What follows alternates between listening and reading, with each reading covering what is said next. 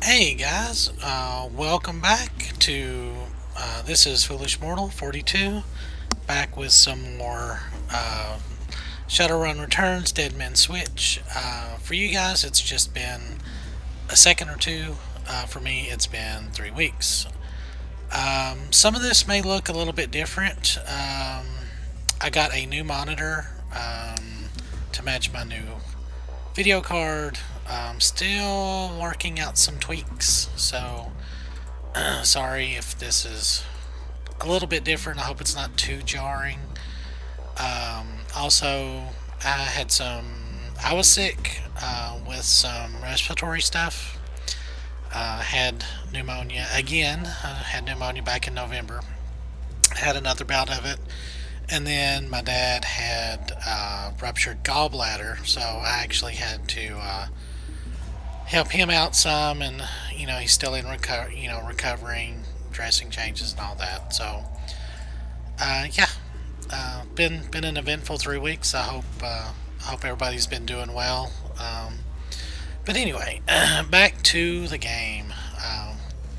So this is Yvonne, and we are. Gosh, I gotta remind myself what we're doing. We are recovering the Aegis sample from Telestrian um, um, Corporation. All right. Eric Silverstar. This is I think this is the head of security. There you are. It seems that some of my best are letting me down, and it's good to see that you're displaying one of the most important of my three key values. Uh, well, it's duty above all, right? He laughs. Well, yes, that is the first value, and I'm glad more than those outside of security follow it, and from a janitor no less. No, I'm speaking of my third and final value of vigilance. Wish, I guess that's supposed to be which, seems to be sorely lacking around here. We prefer building maintenance, sir. Of course you do. Now please start filling out the report on the data pad, and I'm afraid I must ask you to not sit in my chair given your attire. I need to go head downstairs and investigate your findings. I'll be right back. How convenient for us.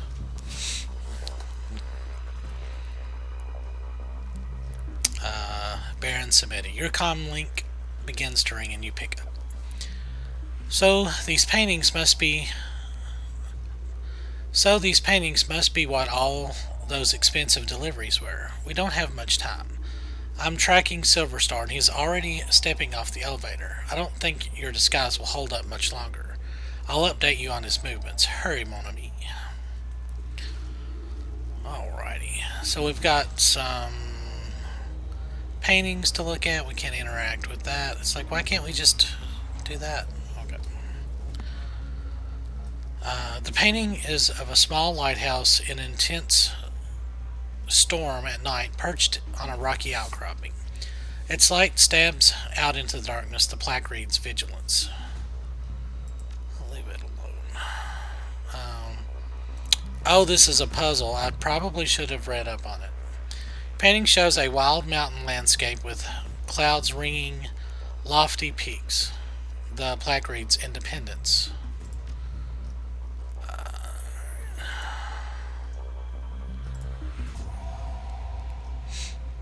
There's an open bottle of expensive scotch and a single glass that appears to be half empty and a half smoked cigar.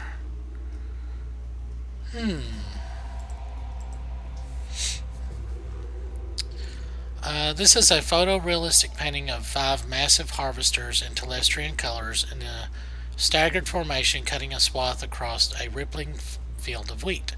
The plaque reads Unity. I probably should have done a little more research. Depicted as a clock tower at a train station in downtown Portland in the tier. Plaque reads Efficiency.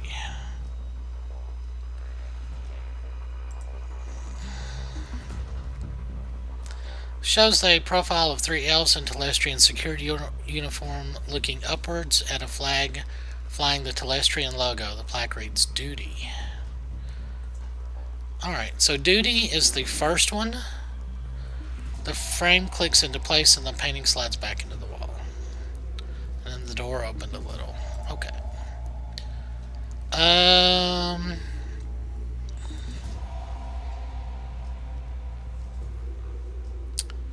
So we're going to do duty, efficiency. He has a few guards. A tech worker and a very nervous wage slave gathered in the boardroom and is beginning to question them. See, duty, efficiency, and vigilance. Yeah, vigilant. Vigilance was the last one. Yep, there we go. So I can't do anything with that. All right. So we're not even gonna like pretend to fill out anything.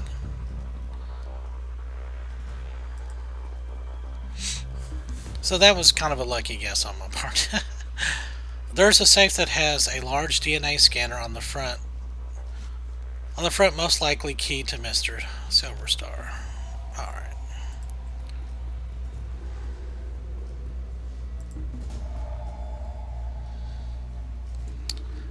Pick up the half-smoked cigar.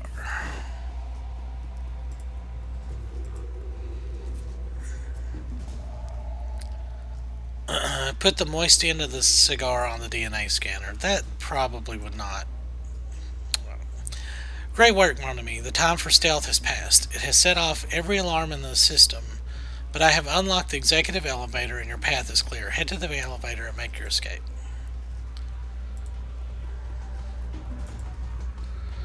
I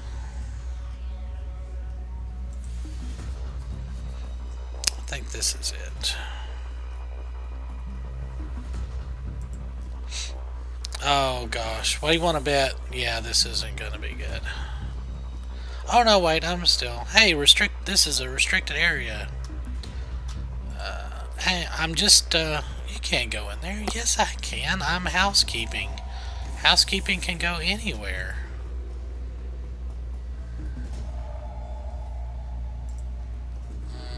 Is there anything? I think I can hit tab to, I can't remember exactly what the show all button is, but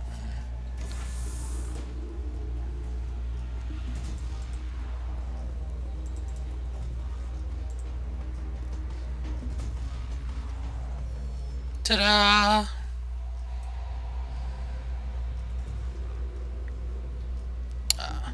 McCluskey. Detective McCluskey stands smirking, surrounded by armed and twitchy Lone Star officers. Good morning, moron. Good morning. This fine day for police corruption, isn't it? That's right, dummy. Keep flapping your jaw. That sort of thing will be perfect for where you're going. Mr. Telestrian wants to meet you in person. He wants to chat about last night's fun and games. You can come along quietly, or you can meet him in a body bag. Come on, Drag for Brains. Make the wrong choice.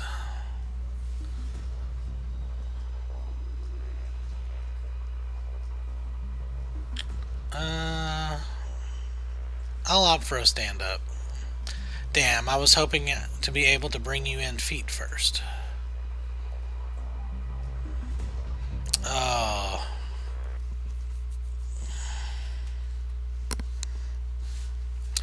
The estate.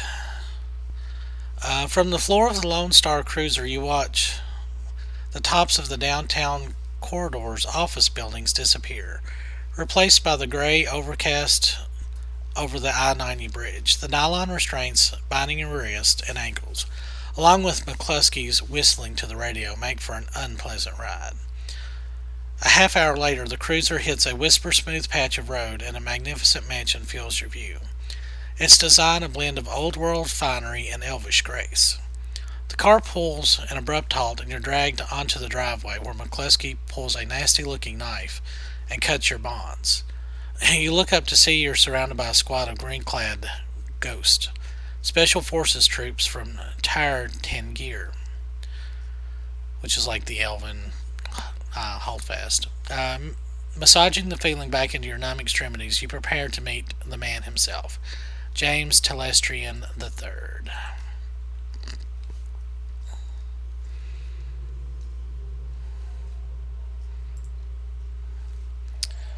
You want some advice, moron? Of course you don't. You're a Shadowrunner, and you live by your own rules, don't you? I suggest you keep your smart-ass remarks to yourself this time, human. Mr. Telestrian isn't some street meat you can impress or intimidate. He's the brains behind the throne of Tyre Tangier, and one of the richest men in Seattle. Richer than hell, elves. Take it the same way I do, McCluskey. That's the right attitude, chummer. You're just the same as Mr. Telestrian. Yes, you are. The only difference is that you got no money and you got no power. So tell me again, Drek for Brains, what is it you got? Uh, Honor. You're dumber than I thought. Enjoy your chat. I'll dispose of your body later.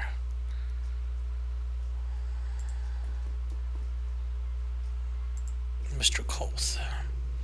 The fussy elf with the air of a Victorian butler, studies you before he speaks. He doesn't like what he sees. Mr. Telestrian is expecting you. You will find him in his office. You his butler? I'm Mr. Quoth, or, his head of household. Mr. Telestrian is waiting for you in his office. He is not one to be kept waiting. Ooh, fancy.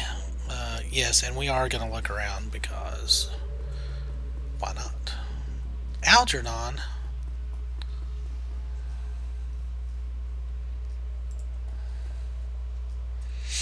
There's a twinkle in Algernon's eye that wasn't there when you spoke at the Seamstresses Union.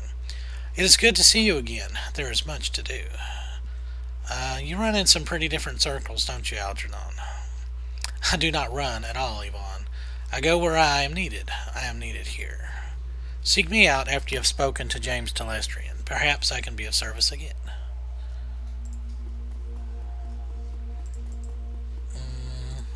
Oh, I guess these are not actual stairs. Nope. Well, that's all the exploring we get to do. Yeah, the Dead Man Switch. When they built the game, it was really. I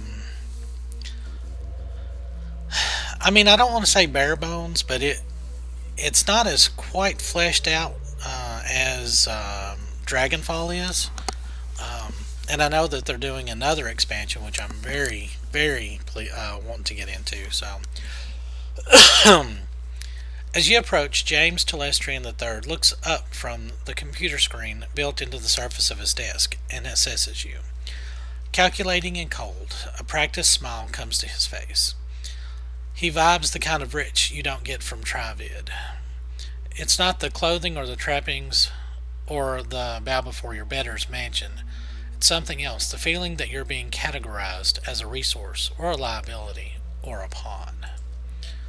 I've been reviewing the results of your visit to my Seattle office last night. I admit, they are impressive. You have generated a considerable amount of damage to my office complex, killed or wounded many of my security personnel, and cost my Vice President of Security his job.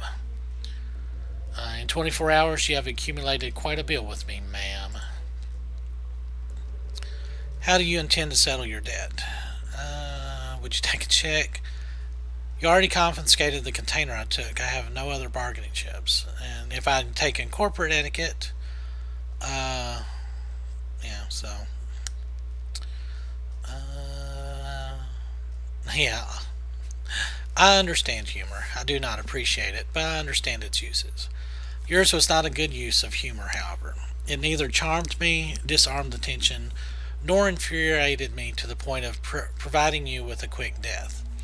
Before you attempt any more of your lowbrow monkey shines, I will lay out your tactical situation. You have one piece of information which you might use as a bargaining chip in the little time you have left to live. why you took what you took. I'm interested to know why you and your team of criminals fought your way through my security teams to my private office to access the Matrix and uncover the location of a simple research project. Um, it goes like this: your half brother Sam Watts hired me to find his own killer. He had a dead man switch, and when I find the killer, I get paid. You impress me, ma'am. My father's bastards are intentionally not well known, even to themselves. Nevertheless, I fail to see the connection between this Sam Watts's death and a raid on one of my office buildings. There is no connection between the research project and the dead man that I am aware of. Sam was killed by your half sister Jessica. Jessica is protected by giant bugs. Aegis kills giant bugs. Kill the bugs, kill Jessica. Get paid. I find your bluntness somehow refreshing. He touches a button on the desk. Mr. Koth, please ask my daughter to join us. The young pretty elf has dark circles under her eyes and a haunted expression on her face. She recognizes you immediately. Marie Louise. Ah, it's you. You're the woman who helped me escape from the UB. How did you get here? Thank you, Marie Louise. You have confirmed the identity of your rescuer and given me reason to forgive her for her trespasses against me. I'm glad you're here. Yeah, you did well back there. Without you, we'd all be dead. Well, I don't know about that.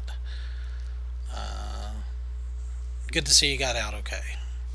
I'm not okay. I can't sleep at all. I'm afraid that this is a dream and I'll wake up and they'll still be there with the bugs. You can relax, Marie Louise. You are safe. It is over. No, it won't be over until they're all dead. You didn't see them. You don't understand. You and those men you flew in here, all you do is talk. It's just like you to form a committee, Father.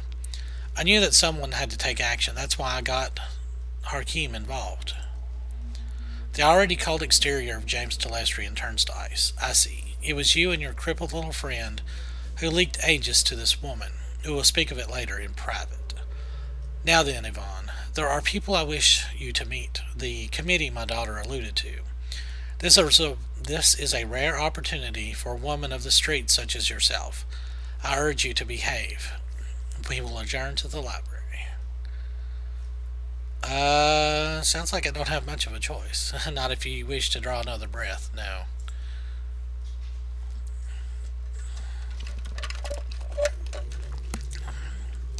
There is a weight in Telestrian's library, a sense of magnitude and purpose. You are no longer in the presence of mere wealth. You are in the presence of history. I can't talk to any of these other people.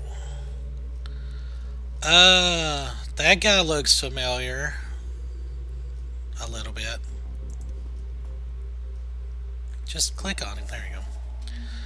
Lady and gentlemen, this is Yvonne. She is the human who saved my daughter, and the only one who has faced our common enemy in combat. Herr Brockhaus, what does the representative of the great dragon Loftweir have to tell us about the magical insect this Shadowrunner uncovered? Brockhaus speaks slowly with a deep, melodious German accent. He takes his time, accentuating each word, relishing each vowel and each consonant, tasting them as if they were a delicacy. I can't do that accent, so here we go. My Lord Loftweir has witnessed the insect spirit's physical manifestation before, roughly 9,000 years ago. As you are aware, magic ebbs and flows from the earth, cycling from peak to peak over the course of 5,200 years. This is the level, as the level of magic grows. Harlequin. Hans dear, I love you, but you could babble on forever, and I believe time is of the essence. The painted elf addresses you. Yvonne is delighted. The bug you fought was not merely a magically awakened animal like a wyvern or hydra or anything else in the sixth world. In fact, it isn't from this world at all. It is a physical embodiment of an insect spirit from another plane of existence. since we've got etiquette here, we're going to do that. I believe that would explain why I wasn't able to damage it. The spirit